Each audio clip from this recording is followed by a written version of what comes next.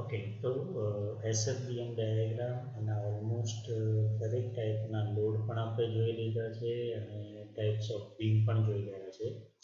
તો જે minor changes છે એ તમને બતાવી દઈશ હું. બાકીનો બધો પ્રોસેસ સેમ છે. સપોઝ કોઈ બીમ છે બી અને એમાં તમને લોડિંગ આ રીતનું આપેલું છે વર્ટિકલ 0.5 મીટરનું ડિસ્ટન્સ, હોરિઝોન્ટલ 0.5 મીટરનું ડિસ્ટન્સ, હું આને પોઈન્ટનું નામ આપી દઉં છું સી, અને આની ઉપર કંઈક ઇન્ક્લાઇન લોડ આપેલો છે 30 ડિગ્રીનો. રાઈટ. તો આવા જ ટાઈમે તમારે આ બીમને સિમ્પલ બીમમાં કેવી રીતના કન્વર્ટ કરવાનું તે જોવાનું છે. ફર્સ્ટ ઓફ ઓલ એ જ બીમ પાછું હું અહીંયા ડ્રો કરી લઈશ. બી રોલર સપોર્ટ છે એટલે એક વર્ટિકલ રિએક્શન આવશે વીબી. હિંજ સપોર્ટ છે તો વર્ટિકલ રિએક્શન વી as well as horizontal reaction H એ આ પણ અહીંયા આવશે. સી પોઈન્ટ સમથિંગ અહીંયા છે, રાઈટ. તો આના બે કોમ્પોનન્ટ થશે, સમજો. આ છે 40 ન્યૂટન એટ 30 ડિગ્રી હોરિઝોન્ટલ. તો એક કોમ્પોનન્ટ આનું વર્ટિકલ થઈ જશે, એક કોમ્પોનન્ટ હોરિઝોન્ટલ થઈ જશે. જે હોરિઝોન્ટલ કોમ્પોનન્ટ હશે 40 cos 30, વર્ટિકલ કોમ્પોનન્ટ 40 sin 30 થશે, રાઈટ. હવે આ વર્ટિકલ કોમ્પોનન્ટ છે 40 sin 30 ઇન્ટુ 0.5, એટલે એક મોમેન્ટ આ સી પોઈન્ટ પર આવી રીતના જનરેટ થશે. ફરીથી અહીંયા હું ડ્રો કરી દઈશ અને હવે અહીંયા ખાલી અને ખાલી વર્ટિકલ અને અહીંયા આગળ હોરિઝોન્ટલ. આનો એરો આમ જ થશે 40 sin 30, 40 sin 30, અને આ કંઈક થઈ જાય છે 40 cos 30, રાઈટ. તો 40 sin 30 into 40, it means 20 kilonewton, અને cos 30 into 40 એટલે 34.64 kilonewton. આટલું આ હોરિઝોન્ટલ થયું. સમજો અહીંયા 0.5 મીટર 0.5 મીટર છે જ હજુ ડિસ્ટન્સ, 0.5 મીટર 0.5 મીટર. હજુ આને કેવી રીતના સિમ્પ્લિફાય કરીશું તો એના માટે હું અહીંયા બતાવીશ.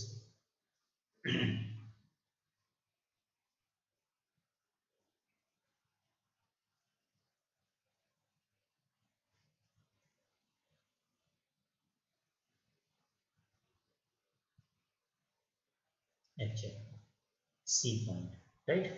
તો હવે સમજો અહીંયા ધ્યાનથી જોવાનું છે. આ 20 ફોર્સ અહીંયા લાગે છે પણ કંઈક અલગ ડિસ્ટન્સ છે 0.5. ફોર્સ ઇન્ટુ પરપેન્ડિક્યુલર ડિસ્ટન્સ 0.5, અહીંયાથી કંઈક આ રીતની ઇફેક્ટ આવે છે, રાઈટ. તો 20 into 0.5 એટલે 10 kilometre distance into metre, force into distance kilometre into metre, એટલે 20 into 0.5 બોલે તો 20 into 0.5 is equal to 10 kilometre into મીટરની મોમેન્ટ જનરેટ થઈ ગઈ. ધેટ મીન્સ સી પોઈન્ટ પર કંઈક આ રીતની 10 કિલોમીટર ઇન્ટુ મીટરની મોમેન્ટ જનરેટ થઈ. સાથે સાથે સી પોઈન્ટ ઉપર આ પોઈન્ટ લોડ તો એક્ટ થશે જ થશે 20 કિલોમીટરનો, પણ પોઈન્ટ લોડ પણ થયો અને મોમેન્ટ પણ જનરેટ થઈ. ઓકે. હજુ સાથે બીજું કોણ આવ્યું છે તો હવે આ જે છે 34.64 કિલોમીટરનો ફોર્સ એ પણ 0.5 મીટર ડિસ્ટન્સની ઉપર જ છે, એટલે ફોર્સ ઇન્ટુ ડિસ્ટન્સ અને આ મોમેન્ટ અહીંયાથી આમ થશે, રાઈટ. તો 30 એટલે અહીંયા વેલ્યુ કેટલા થશે 34.64 ઇન્ટુ 0.5, ડન. તો 34.64 ઇન્ટુ 0.5 મતલબ 17.32 કિલોન્યુટન ઇન્ટુ મીટર, અને આ મોમેન્ટ એન્ટી ક્લોકવાઇઝ જનરેટ થાય છે. એન્ટી ક્લોકવાઇઝ મોમેન્ટ જનરેટ થઈ સી પોઈન્ટ પર જ 17.32 કિલોન્યુટન ઇન્ટુ મીટર, અને અહીંયા આગળ હોરિઝોન્ટલ ફોર્સ આવી ગયો એ કેટલો છે 34.64 કિલોન્યુટન, રાઈટ. તો આ જ ફિગરને હવે હું ફાઇનલી ડ્રો કરીશ એટલે તમને ક્લિયર થઈ જશે.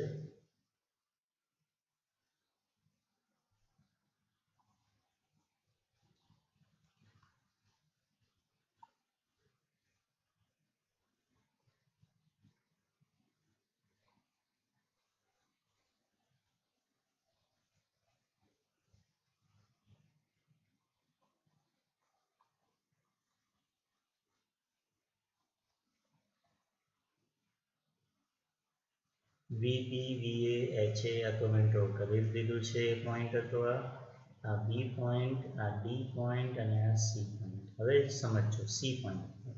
સી પોઈન્ટ પર એક વર્ટિકલ ફોર્સ અને એક હોરિઝોન્ટલ ફોર્સ છે.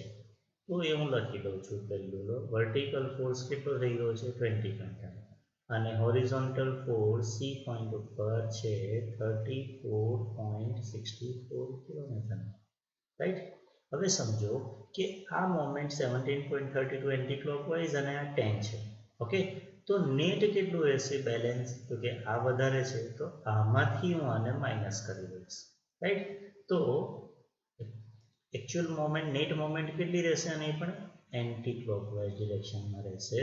કેટલી? તો કે 7.32 કિલોન્યુટન પર મીટર. ધીસ વેલ્યુ -10 એટલે 7.32 રહી જશે.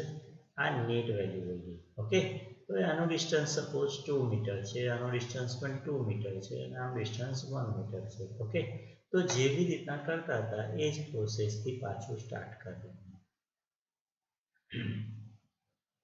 પાછો ડાઉટ આવે કે સર અહીંયા હોરિઝોન્ટલ ફોર્સ એને કંઈ ફરક નહીં પડતો. હોરિઝોન્ટલ ફોર્સ આવે કે ના આવે બહુ ફરક પડતો જ નથી.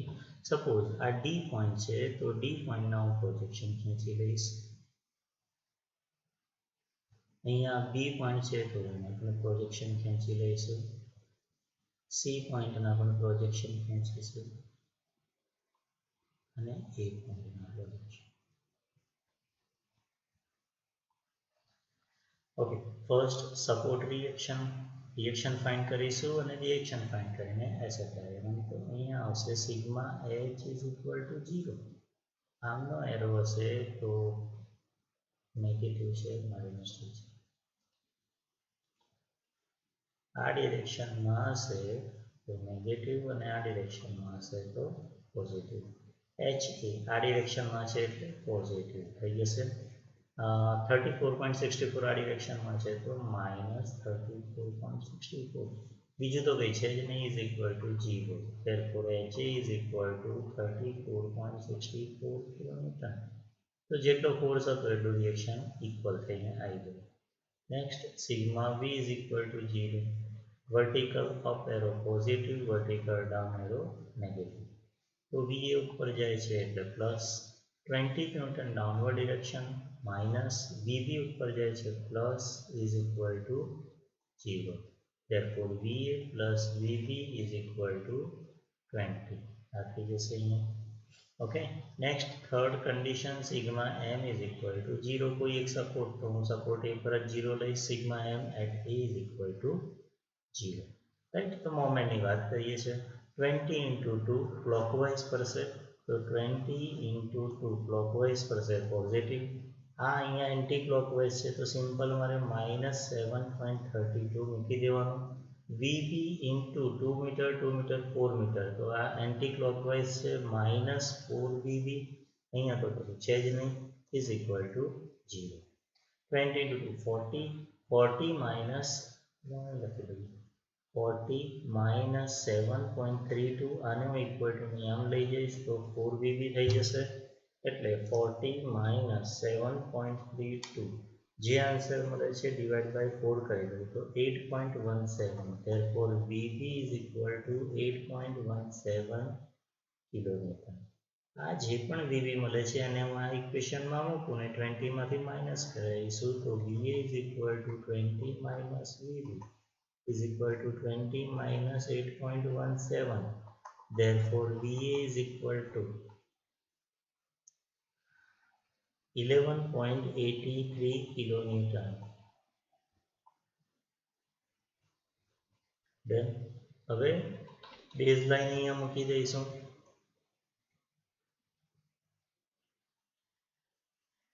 રાઈટ. તો VA પોઝિટિવ જ છે 11.83 પોઝિટિવ છે એટલે બેઝલાઇનથી ઉપર તો આ 11.83 અહીંયા આવી છે. એ થી સી સુધી કોઈ ફોર્સ નહીં, કોઈ લોડ નહીં તો આ એસએફમાં હોરિઝોન્ટલ લાઇન ધેટ મીન્સ 11.83 અહીંયા ટ્રાન્સફર થાય. આ પોઈન્ટ ઉપર 20 નો લોડ નીચે જાય છે એટલે -20 તો 11.83 -20 કરવું એટલે મને આન્સર મળશે -8.17 એટલે બેઝ લાઇનથી નીચે એટલે અહીંયાથી આ નીચે જતા રહ્યા રાઈટ 8.17 સી થી લઈને બી સુધી કોઈ ફોર્સ નહીં એટલે આ હોરિઝોન્ટલ લાઈન વીબી પ્લસ આવ્યું છે તો પ્લસ 8.17 એટલે આ આવી જશે 0 તો અહીંયા આવ્યા આપણે 0 પર અહીંયા કોઈ ફોર્સ નહીં એટલે આમ બાજુ પાછું તો આ ઉપર છે બેઝ લાઇનથી પોઝિટિવ નીચે છે બેઝ લાઇનથી નેગેટિવ થઈ જશે અહીંયા ઓકે તો આ એસએફ ડાયાગ્રામ થશે આપણે અહીંયા સિમ્પલ ફિગર લીધી છે ખાલી આ ફંડા સમજવા માટે બરાબર આને આ હોરિઝોન્ટલ ફોર્સ છે તો તમને હું એસએફડીએમમાં કોઈ ચેન્જીસ આવતા જ નથી ભલે રાઈટ ખાલી અહીંયા સુધી આટલું એડ થાય છે બીજું કંઈ છે નહીં એમાં બાકીનું જેવું કરતા હતા એવું ને એવું છે તો નેક્સ્ટ હવે બીએમ ડાયાગ્રામ માટે મારે મોમેન્ટ જોઈશે આટલા હું રિમૂવ કરી દઈશ અને મોમેન્ટ ફાઇન્ડ કરીશું તો moment at moment ma is equal to 0 moment md is equal to 0 okay હવે હું સી પોઈન્ટ પર મોમેન્ટ ફાઇન્ડ કરવી છે પણ અહીંયા મોમેન્ટ આપેલી છે એટલે મોમેન્ટ આપી છે તો બે મોમેન્ટ ફાઇન્ડ કરવાની એટલે મોમેન્ટ એટ સી પણ એમાં પહેલું આવશે જસ્ટ બિફોર રાઈટ તો જસ્ટ બિફોર એટલે આટલી જ ફિગર લેવાની છે તો સિમ્પલ વીએ ઇન્ટુ 2 જ થવાનું છે બીજું તો કંઈ છે નહીં આ તો હોરિઝોન્ટલ છે એટલે પરપેન્ડિક્યુલર ડિસ્ટન્સ તો 0 જ છે ને એટલે એને છોડી દેવાનું તો વીએ આ જો આપણે આ વીએ રિએક્શન લઈએ છીએ પરપેન્ડિક્યુલર ડિસ્ટન્સ 2 મીટર છે તો સેમ વે એચ એ તો આમ બાજુ છે આને પરપેન્ડિક્યુલર ડિસ્ટન્સ તો આમ બાજુ કે આમ બાજુ ગમે તે છે જ નહીં કશું એટલે એ તો 0 જ છે તો એચ એ આને સેમ લાઇનમાં છે એની લાઇન ઓફ એક્શન સેમ છે એટલે ડિસ્ટન્સ 0 થઈ જાય પરપેન્ડિક્યુલર ડિસ્ટન્સ તો વીએ આની લાઇન ઓફ એક્શન આમ છે એટલે આનું પરપેન્ડિક્યુલર ડિસ્ટન્સ થાય છે 2 મીટર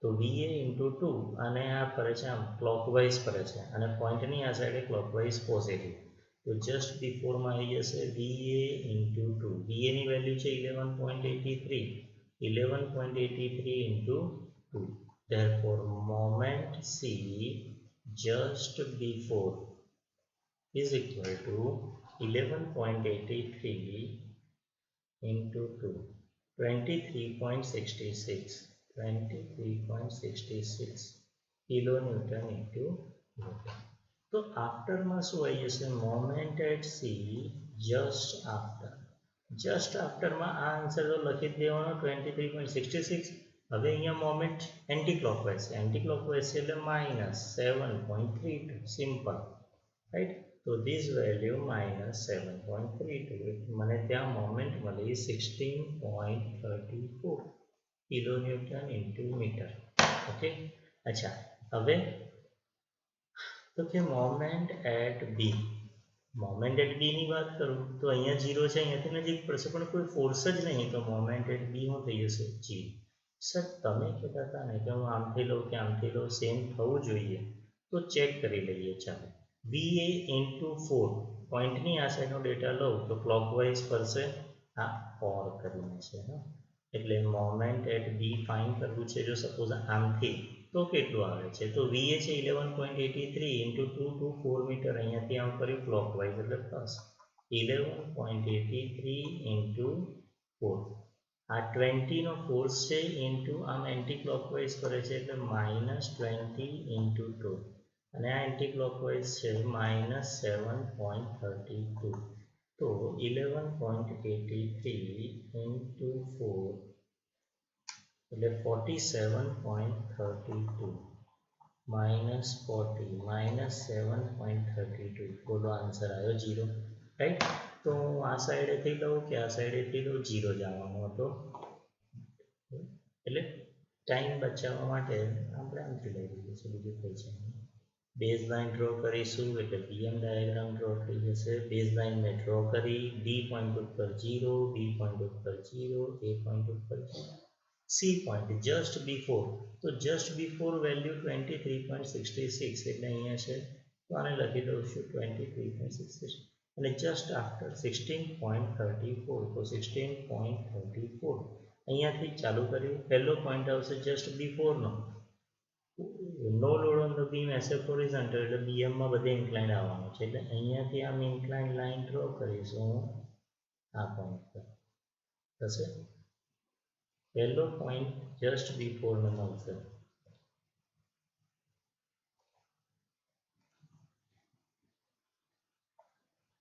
અહીંયાથી આ વર્ટિકલ ડાઉન આવી જઈશું થઈ ગયા જસ્ટ આફ્ટરને જોઈન્ટ કરી અને હવે બી પોઈન્ટ ઉપર 0 મોમેન્ટ છે તો બી પોઈન્ટને જોઈન્ટ કરીશું ડન અને આ જે આખો ડાયાગ્રામ છે તે બેઝ લાઇનથી ઉપરનો છે એટલે આ બેઝ લાઇનથી ઉપર પોર્શન પોઝિટિવ અને અહીંયાથી હશે બીએમ રાઈટ તો તમને દેખાય છે એકવાર હાર્ડ દેખાય અને મેઇન ફિગર હતી તે તમને હાર્ડ દેખાય પણ તમે એને જો શાંતિથી કન્વર્ટ કરશો તો દરેક વસ્તુ આપણે કરી ચૂકેલા છે એ જ આવશે